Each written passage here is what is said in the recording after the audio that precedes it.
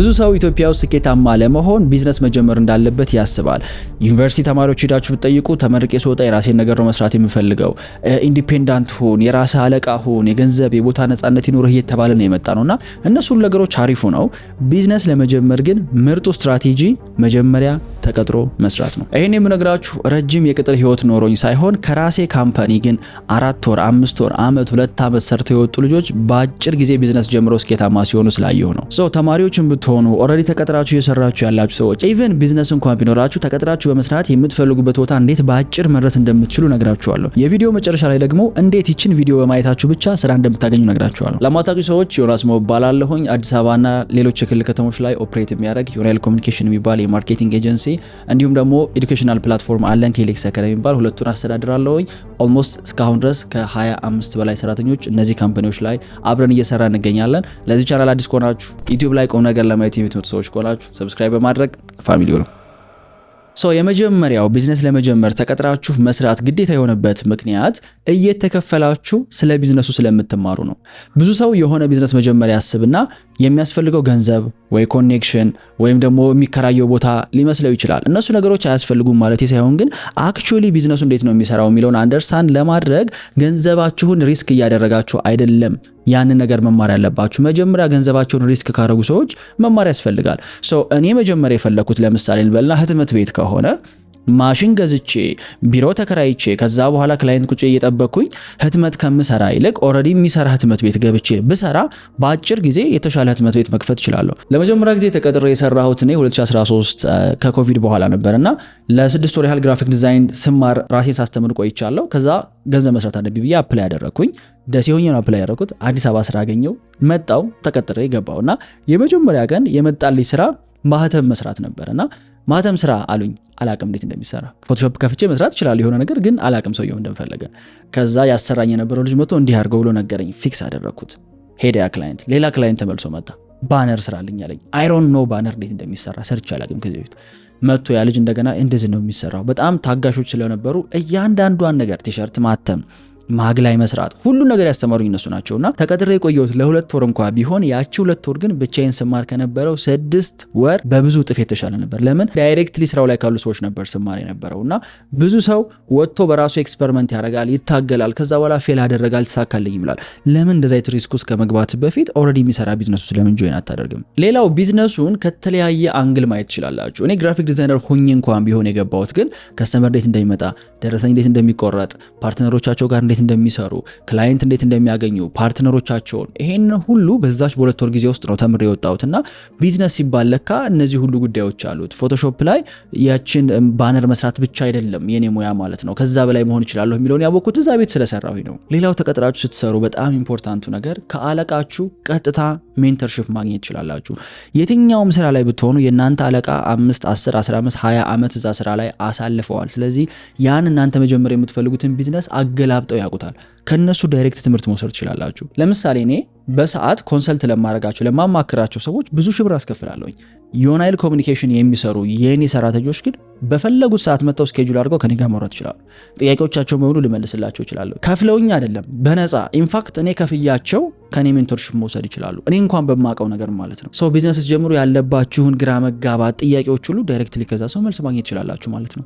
ሊትራሊ ሾርት ከት ነው ይሄ። መማር ላይ ማነሳላችሁ የመጨረሻው በሰው ገንዘብ ሪስክ ማድረግ ትችላላችሁ። አዲስ ነገር ለመሞከር ከፈለጋችሁ ቢሳካም ፌል ቢያደርግም ሜቢ ተጠቃሚ ላትሆኑ ትችላላችሁ፣ ግን ከሳሪ አትሆኑም። ያ የቢዝነሱ ባለቤት ነው ቢከስርም ቢጠቀምም። ያ ደግሞ ለእናንተ ትልቅ ሪሊፍ ሰጣችኋል። ለዚህ አንድ ምሳሌ ልንገራችሁ። እዛ ቤት ተቀጥሬ እየሰራው ምን ጀመርኩኝ 4 ኪሎ አካባቢ ስለነበረ ተማሪዎች አሉና ለነሱ የፍሬንድስ ቲሸርት እያተምኩ መሸጥ ጀመርኩኝ። የሆነች ስቱፒድ አይዲያ ነበረች እንደቀል የተጀመረች ማለት ነውና ያችን ስራ በራሴ ለስርዓት ብል ኖሮ ሂት ፕረስ ማሽን ከዛ ቲሸርቶቹን መግዛት ቦታ መከራየት ምናምን ያስፈልገኝ ነበር። ግን እዛው ቤት እያለው ቲሸርት ከኮቴክስ ገዛለሁኝ፣ የፍሬንድስ አትምበታለሁ፣ ከዛ በኋላ በፌስቡክ አስተዋውቄ ሸጠዋለሁኝና በጣም ብዙ ተማሪዎች እየመጡ መግዛት ጀመሩ። ከዛ የቢዝነሱ ባለቤት አይቶት ምንድነው የተፈጠረ ያለው እዚህ ቤት ሲል ዮናስ እንደዛ ቲሸርቶች እየሸጠ ነው። ኦኬ ከዛ በኋላ ቁጭ ብለን አወራንበት ምናምን። ያንን በራሴ ቢዝነስ አድርጌ ልጀምረው ብል ኖሮ መቼም አልጀምረውም ነበር። ምክንያቱም ማሽንም የለኝም ቦታም የለኝም። ግን ያ ተቀጥሬ የሰራበት የነበረው ቦታ ፍሌክሲቢሊቲ ስለሰጠኝ አዲስ ነገር ቴስት አደረኩኝ። ፌል ቢያደርግም እኔ አልከስርም። ስቲል የሚከስረው ቢዝነሱ ነው የሚሆነው። ምክንያቱም መጀመሪያውን ተስማምተው ስለሆነ የሚገቡበት ማለት ነውና በዚህ ውሳኔን ትማራላችሁ። የዲሲዥን የውሳኔ ሰው ትሆናላችሁ። ቢዝነስ ኦነሮች ሰክሰስፉል የሚሆኑት ሪስኪ የሆኑ ውሳኔዎችን ስለሚወስኑ ነው። የዛ ውሳኔ አካል ስትሆኑ በራሳችሁ ወጣችሁ ዲሳይድ ለማድረግ አይከብዳችሁም። ቢካዝ እየተማራችሁ ስለሆነ ውሳኔ መስጠትን። ኦልራይት ሁለተኛው ተቀጥሮ መስራት ሾርት ከት የሆነበት ምክንያት ማርኬቱ ላይ ምን እንደሚፈለግ ማየት ትችላላችሁ። ብዙ ሰው ወደ ቢዝነስ ሲገባ ሪሰርች ለማድረግ ይሞክራል፣ ጥናት ለማድረግ ይሞክራል ነው አይደለ? ውሸት። ኢትዮጵያ ውስጥ አብዛኛው ሰው ወደ ቢዝነስ የሚገባው ከጎን ያለ ቤት ምን እየሰራ እንደሆነና እየተሳካለት መሆኑን ተመልክቶ ነው። ለምሳሌ እዚህ ጋር አንድ ስጋ ቤት ቢከፈት ያ ስጋ ቤት ከስተመር እያገኘ ከሆነ አንዱ ብድግ ብሎ ከጎን ሌላ ስጋ ቤት ይከፍታል። ለምንድነው ያ ስጋ ቤት ከስተመር እያገኘ ያለው? በሬ ከየት ነው የሚያመጣው? ሰውየው ኮኔክሽን አለው ወይ? ቤተሰቦቹ ምን አይነት ሰዎች ናቸው? ለምንድነው ሰዎች እየመጡለት ያሉት? ይሄንን የሚያጠና የለም። በጣም የሚገርማችሁ ነገር ምክንያቱም ምናልባት እኮ ሰውየው ከስተመር እየሳበ ያለው እሱ ተወልዶ ያደገበት አካባቢ ላይ ያሉ ሰዎች በዚህ ሰፈር በጣም በከፍተኛ ቁጥር ስላሉ እኮ ሊሆን ይችላል። ይሄንን ግን ሊያውቅ የሚችለው ተቀጥሮ ከሰራ ብቻ ነው። ካልሆነ ከዳር ሆኖ ሲመለከተው ሰክሰስፉል ይመስለዋል። ከዛ እሱ ቢዝነሱን ሲከፍተው ከጎን ማንም አይመጣለትም። የዛኔ ለምንድነው እኔ ጋር እየመጣ ያልሆነው? እኔ እድለኛ አይደለሁም ምናምን አላስፈላጊ ነገር ውስጥ ይገባል። አንድ ቢዝነስ ላይ ግን ተቀጥራችሁ ስትሰሩ ከስተመሩ ምን ፈልጎ እየመጣ እንደሆነ ታዩታላችሁ። እንዴት ከስተመሩን ሳቲስፋይ ያደረጉት እንደሆነ እነዛ ባለ ቢዝነሶች አንደርስታንድ ማድረግ ትችላላችሁ።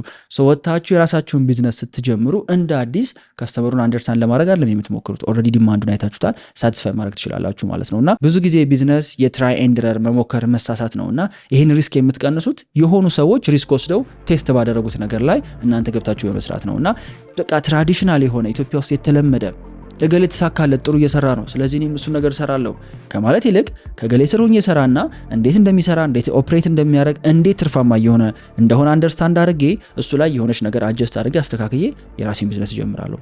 በዚህ ወይ የጀመሩት ሰዎች ናቸው ኢትዮጵያ ውስጥ ሰክሰስፉል የሆኑት። እውነቴን ነው የምላችሁ። መርካቶ ሄደው ተሸካሚ ሆነው ገብተው ከዛ ፋብሪካ አመላላሽ ሆነው ቢዝነሱን ከስራ የተማሩት ሰዎች ቢዝነሳቸው ረጅም ዓመት ይቆያል። ብዙዎቹ ከሳሪዎች ግን የሆነ ሰው ይሳካለት አይተው ገንዘብ ስላላቸው ብቻ አምጣው ባክን የሚሸጠዋል ብለው ይቀበላሉ። ከዛ በኋላ ያ ቢዝነስ ዓመትም 2 ዓመት ሳይቆይ ተዘግቶ ይወጣል ማለት ነው። ሶስተኛ ይሄ በጣም ኢምፖርታንት ነው። ብዙ ሰዎችን ትተዋወቁበታላችሁ። ቢዝነስ ከመጀመራችሁ በፊት ያላችሁ ሰርክል በዙሪያችሁ ያሉ ሰዎች ቢዝነስ ለመጀመር የሚያስፈልጓችሁ ላይሆኑ ይችላሉ። እኛ ሀገር ላይ አሁን ባለው ነባራዊ ሁኔታ የትኛውን ቢዝነስ ኦነር እየተቸገረ ያለው ሰው በማጣት ነው። የሚቀጥረው ሰው የለም። ኢትዮጵያ ውስጥ ታለንት የለም ይባላል። በዚህኛው በኩል ደግሞ ተማሪው ስራ አጣሁኝ እያለ ይቸገራል። ግን የትኛውን ቢዝነስ ኦነር ደህና ሰው መቅጠር ይፈልጋል። ሰው ቢዝነስ ስትጀምሩ እንዲህ አይነት ቻሌንጅ ገጥማችኋል። ተቀጥራችሁ የምትሰሩ ከሆነ ግን አለቃችሁ፣ አብረዋችሁ የሚሰሩ ሰዎች፣ በእነሱ በኩል የምታውቋቸው ሰዎች በሙሉ የእናንተ ኮኔክሽኖች ናቸው፣ ሊንኮች ናቸው። በኋላ አይዘር ከነሱ መሃል አብረዋችሁ ቢዝነስ ውስጥ የሚገቡ ሰዎች ይኖራሉ። ካልሆነ ግን እነሱ ሪከመንድ የሚያደርጓችሁ በጣም ብዙ ሰዎች አሉ። ቢካዝ አብዛኛው ቢዝነስ እኛ ሀገር ላይ የሂውማን ሪሶርስ ነው። ምን ማለት እንደሆነ ላስረዳችሁ። ለምሳሌ እኔ ማርኬቲንግ ኤጀንሲ ያለኝ አይደለ? የኔ ማርኬቲንግ ኤጀንሲ ከሌላው ማርኬቲንግ ኤጀንሲ የተሻለ እንዲሆን የኔ ማርኬቲንግ እውቀት አለ መጨመር ያለበት። የማርኬቲንግ እውቀት ያላቸው በሙያቸው ጎበዝ የሆኑ ሰዎች ናቸው መሰባሰብ ያለባቸው። ሶ ይሄንን ሴክተር የሚያሸንፉት ቢዝነሶች የተሻለ ታለንት ያላቸው ናቸው። አበቃ።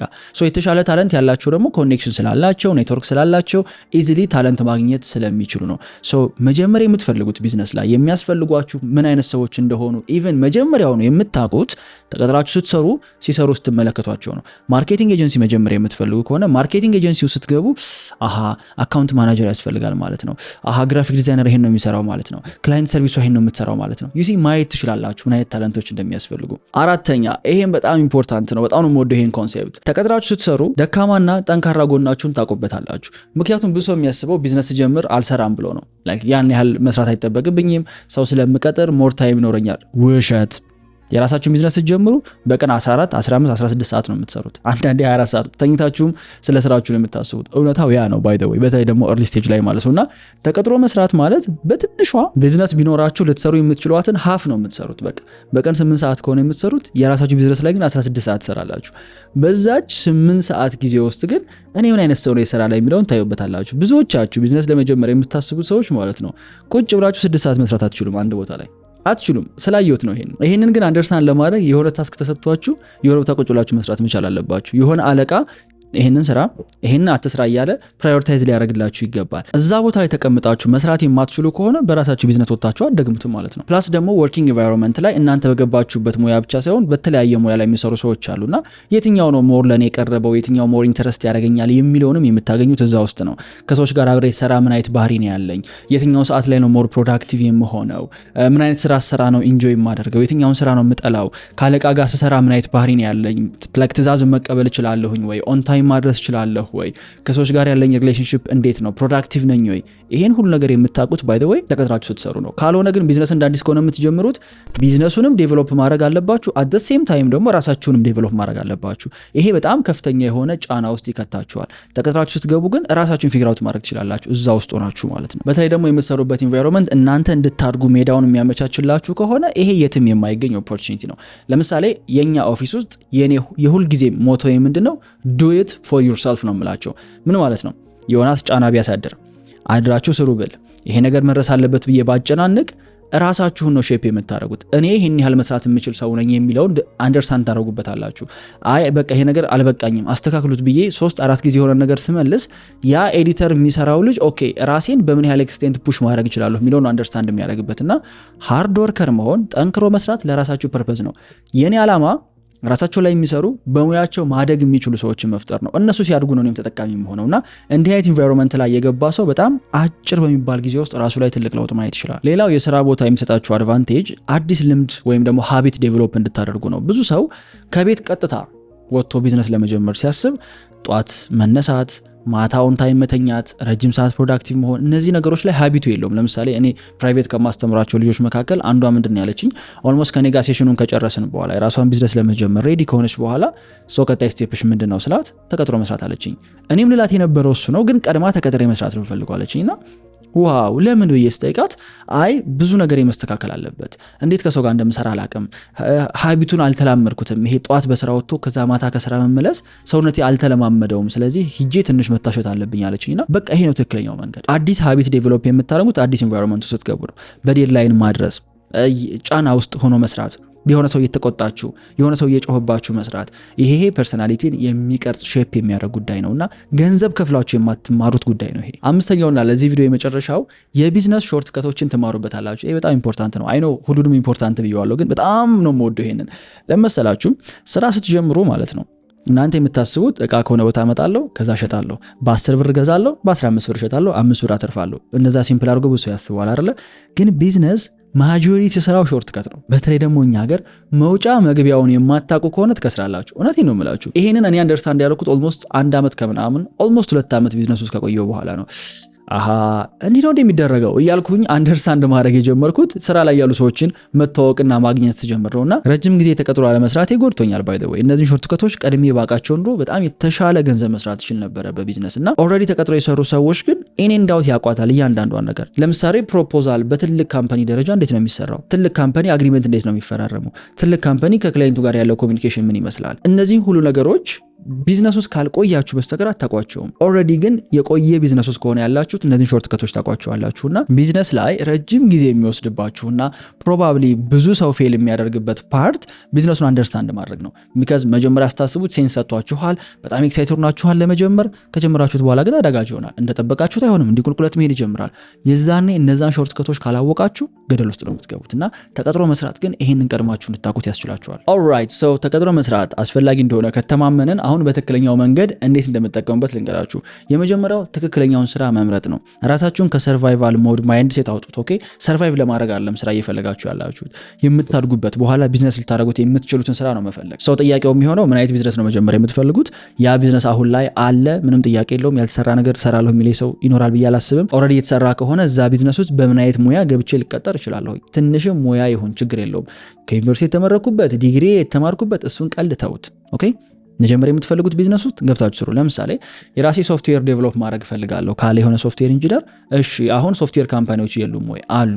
ስለዚህ እነዛ ሶፍትዌር ካምፓኒዎች ውስጥ ዴቨሎፐር ሆኜ ልገባ እችላለሁ፣ ዩአይ ዩኤክስ ዲዛይነር ሆኜ ልገባ እችላለሁ። ብዙ ሰው ጊዜውን የሚያባክነው መጀመር የሚፈልገው ቢዝነስ አለ፣ ሲሰራ የኖረው ደግሞ ሌላ ነገር ነው። ኢማጂን የራሱን ማርኬቲንግ ኤጀንሲ ለመክፈት ሲጣጣር የነበረ ሰው ኤንጂኦ ላይ 5-6 ዓመቱን ያባክናል። ምንም የተለየ ነገር ላይ ሰጠው ማለት ነው። ኦልሬዲ ግን ተቀጥራችሁ እየሰራችሁ ከሆነ ራሳችሁ መጠየቅ ያለባችሁ ነገር አሁን ያለሁበት ቢዝነስ እያስተማረኝ ወይ ነው? መሄድ በምፈልግበት ዳይሬክሽን እየወሰደኝ ነው ወይ?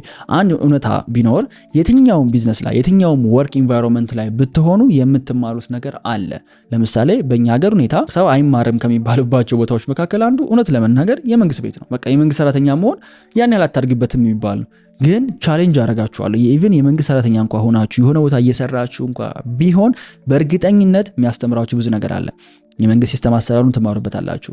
ትላልቅ ሰዎች እዛ ቢሮ ይመጣሉ፣ ከነሱ ጋር ኮኔክሽን ቢልድ ታደርጉበታላችሁ። ከናንተ 1-2 ፖዚሽን ከፍ የሚሉ ሰዎች ያሏቸውን እውቀቶችና አክሰሶች ማየት ትችላላችሁና ያ በኋላ ስትወጡ ይጠቅማችኋል። ኦኬ ከዚህ ቪዲዮ በኋላ ስራችሁን አቆሙ እያልኩ ሳይሆን ኦልሬዲ ከያዛችሁትም ስራ እንኳን ለበኋላ ሊጠቅማችሁ የሚችል ነገር መማር ትችላላችሁ። ቢካዝ ዩ ኔቨር ኖ መቼ ላይ የራሳችሁን ቢዝነስ እንደምትጀምሩ። ምናልባት እዚህ ላይ ይሄን ቪዲዮ እያያችሁ አረ ስራ አላገኘሁም ልትሉ ትችላላችሁ።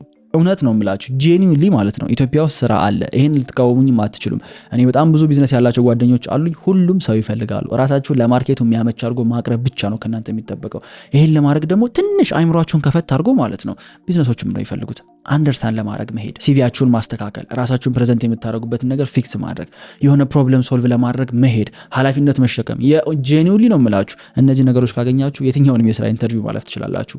ሁሉም ቢዝነስ ኦነር ሰዋቶ ስትረግል እያደረገ ነው። እመኑኝ። እንደው በዚህ ምንም ቻሌንጅ አታርጉኝ። እኔን ካጣችሁ እንኳን ኢንተርንሺፕ አሳዱና በነፃ ገብታችሁ ስሩ። ኢትስ ዘ ሴም ባይ ዘ ዌይ።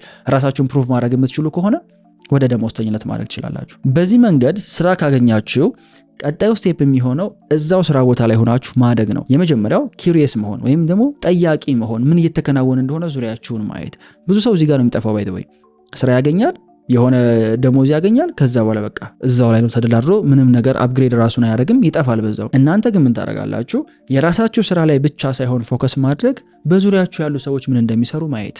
እናንተ የምትሰሯት ትንሽዬዋ ዲዛይን አልፋ ክሬቲቭ ዳይሬክተሩ ጋር ስትገባ፣ ከዛ ክላይንቱ ጋር ሲላክ፣ አፕሩቭ ሲደረግ፣ ፖስት ሲደረግ፣ ወደ አድነት ሲቀየር ይሄን የሚሰሩት እነማን ናቸው የሚለውን ነገር ማየት። ይሄ ላይክ የማርኬቲንግ ወርልድ ነው። ኢቭን ሬስቶራንት ላይ እንኳን ቢሆን እናንተ የምትከትፉት ሽንኩርት አለ አይደል? ያ ሽንኩርት የት ነው የሚሄደው? ከጎን ያለው ሰው ከእናንተ ያን ተቀብሎ የሚሰራውን ከየት ተማረው?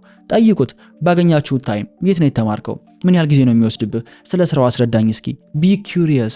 በዚህ መንገድ ነው የምታደርጉት። ሁለተኛው ጠንካራ ሪሌሽንሺፕ መገንባት ነው። አብሯችሁ ከሚሰሩ ሰዎች ጋር ያላችሁ ግንኙነት የብዙዎቻችሁ ስራው ስላገናኛችሁ ብቻ ነው። እዛ ስራ ላይ ባትሆኑ ጭራሽ የማትገናኙ ሰዎች ናችሁ። እንደዛ ሳይሆን ግን ጠለቅ ባለ ሁኔታ ከሰዎች ጋር መተዋወቅና ቦንድ ለመፍጠር መሞከር፣ የተሻለ ቲምሜት መሆን። ቢካዝ ስራ ቦታ ላይ ሌሎች ሰዎችን መርዳት የሚችል ጥሩ የግሩፕ ፕሌየር ወይም ደግሞ ቲም ፕሌየር የሚባል ሰው ከሆነ ፕሮሞሽን የማግኘት የማደጉ ተወዳጅ የመሆን እድሉ የዛ ሰው እየጨመረ ይመጣል።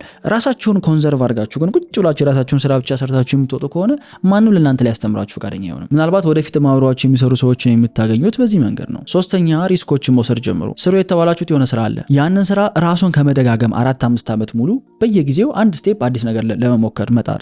ሜቢ እናንተ አለቃ ዲክላይን ሊያደርግባችሁ ይችላል። አልፈልግም ተው መልሰው ሊላችሁ ይችላል። ግን ኮንሲስተንትሊ ራሳችሁን አፕግሬድ የምታደርጉት በአለቃው ኤክስፔክቴሽን ሳይሆን በራሳችሁ ክሬቲቪቲ ነው። ስለዚህ ተቀበሏችሁም አልተቀበሏችሁም ኤቭሪ ሲንግል ታይም የምትሰሩትን ስራ አንድ ስቴፕ አፕግሬድ ለማድረግ ለማሻሻል ሞክሩ። እውነት ለመናገር ብዙ ቦታ ተቀባይነት ታገኛላችሁ።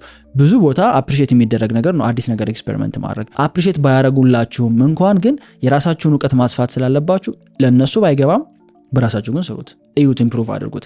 በዚህ በጣም የማደንቃቸው በፊት ተቀጥረው የሰሩ አሁን የራሳቸውን ቢዝነስ የጀመሩ ብዙ ልጆች አሉና አንዱ ባህሪያቸው ይሄ ነበረ። ስራ ቦታ ላይ አድርጎ ከተባሉት ነገር ሌላ ነበር እነሱ ይሰሩ የነበሩትና መጀመሪያ አካባቢ ላይ ቀጥሮ የሚያሰራቸው ሰው በጣም ኦፌንሲቭ ሆነ። ለምን እንደዚህ የምታደርጉት ምናምን ብሎ መቆጣት ጀመረ። በኋላ ግን ሲያዩ ክላይንቶች እየወደዱት መጡ። ኦኬ ስለዚህ አረ በቃ ፑሽ አድርጉ በርቱ እዚህ ነገር ላይ ያለ በጣም ያበረታታቸው ጀመረ። በኋላ ጊዜው ሲደርስ የራሳቸውን ቢዝነስ ጀመሩ። የነሱ ዋይልድሊ ሰክሰስፉል መሆን ቻሉ። ያ የመጀመሪያውን ቢዝነስ ግን የነሱን ካልቸር ይዞ አዲስ ሰው ሲመጣም የነሱን ስራ ነበር ያሰራ የነበረው። አራተኛ ካለቃችሁ ጋር ቅርበት ፍጠሩ። አንድ መስሪያ ቤት ላይ ከማንም በላይ የተሻለ እውቀትና ኤክስፒሪየንስ ያለው ሰው ቢኖር የናንተ አለቃ ወይም ደግሞ የቤቱ ሲኢኦ አስተዳዳሪ ሊሆን ይችላል። ከነሱ ጋር ጥሩ ሪሌሽንሺፕ አላችሁ ማለት ቢዝነሱን አንደርስታንድ አደረጋችሁት ማለት ነው። ብዙ ሰው ግን እንዴት ካለቃው ጋር ሪሌሽንሺፕ ቢልድ ማድረግ እንዳለበት አያውቅም። ብዙ ሰው የሚመስለው አለቃው ሲቀልድ መሳቅ፣ ሰላም ማለት እንደዚህ አይነት ሲሊ ነገሮች ይመስለዋል፣ ግን አይደለም። እኔ እንደ አንድ ቦስ የምነግራችሁ ነገር ጥሩ ሪሌሽንሺፕ ቢልድ ማድረግ የምትፈልጉ ከሆነ ከናንተ ቦስ ጋር አክቹአሊ ምን እየፈለገ እንደሆነና ችግሩን አንደርስታንድ አድርጉት። እውነቴን ነው። ቢካዝ ሁሉም ቢዝነስ ኦነር ሁሉም ቦስ ተብሎ የተቀመጠ ሰው ሁሉ የተሸከመው መአት ሪስፖንሲቢሊቲ መአት ኃላፊነት ጭንቀት አለና በሆነ መንገድ ያንን ጭንቀት ሼር ካደረጋችሁት በቂ ነው። በዛ ሌቭል ቢዝነሱን አንደርስታንድ ማድረግ ነው ከእናንተ የሚጠበቀው። ብዙዎቻችሁ ግን ያን የማታደርጉበት ምክንያት ሰውየው ምን እያሰበ እንደሆነ እንዴት ኦፕሬት እንደሚያደርግ ወደፊት ምን ሊያደርግ እንዳሰበ ኢቭን አታውቁም። የተሰጣችሁን ታስክ ላይ ብቻ ነው ፎከስ የምታደርጉት። ከዛች ታስክ ግን አለፍ ስትሉና ወዴት ለመሄድ ነው ፕላናችን ቀጣይ ስትራቴጂው ምንድነው የሚሉ ጥያቄዎች መጠየቅ ሲጀምሩ የዛኔ መቅረብና መታመን ትጀምራላችሁ። ምናልባት ተቀጥራችሁ የምትሰሩበት ቦታ የሚከፍላችሁ ገንዘብ ህይወታችሁን ለማስቀጠል በቂ ላይሆን ይችላል። እንደዛ አይነት ችግሮች ልትገቡ ትችላላችሁ። ይሄ የተለመደ ነው አይደለ? እንዲህ አይነት ሲቹዌሽን ላይ ስትሆኑ የመጀመሪያው ራሳችሁን ልትጠይቁ የሚፈልገው ነገር በጣም በሚኒመም ገንዘብ ልኑር ብል በስንት መኖር እችላለሁ ነው ማለት። ላይፍ ስታይሉን ኢግኖር አድርጌው ፋንሲ የሆነውን ነገር ትቼው የሆኑ ኤክስፔንሶችን ብቆራርጣቸው በምን ያህል መኖር እችላለሁ? ምክንያቱም ይሄ ጊዜ ገንዘብ የምታገኙበት የምታካብቱበት አይደለም፣ ቢልድ የምታደርጉበት ኢንቨስት የምታደርጉበት ጊዜ ስለሆነ ለመማር እስከመጣችሁ ድረስ ዩኒቨርሲቲ ላይ የነበራችሁትን ህይወት አስቡትና አሁን ደግሞ ስራ ቦታ ላይ እየተማራችሁ እንደሆነ አስቡትን። በቤር ሚኒመም ብኖር ምናልባት ለ2-3 ዓመት በምን ያህል መኖር እችላለሁ? ይሄንም መልሱ። ግን ከዚህም በታች ከሆነ ያገኛችሁ ያላችሁት ስማርትሊ ኔጎሼት ማድረግ ነው የተሻለ ክፍያ ለማግኘት። ምን ማለት ነው ስማርትሊ ኔጎሼት ማድረግ ማለት?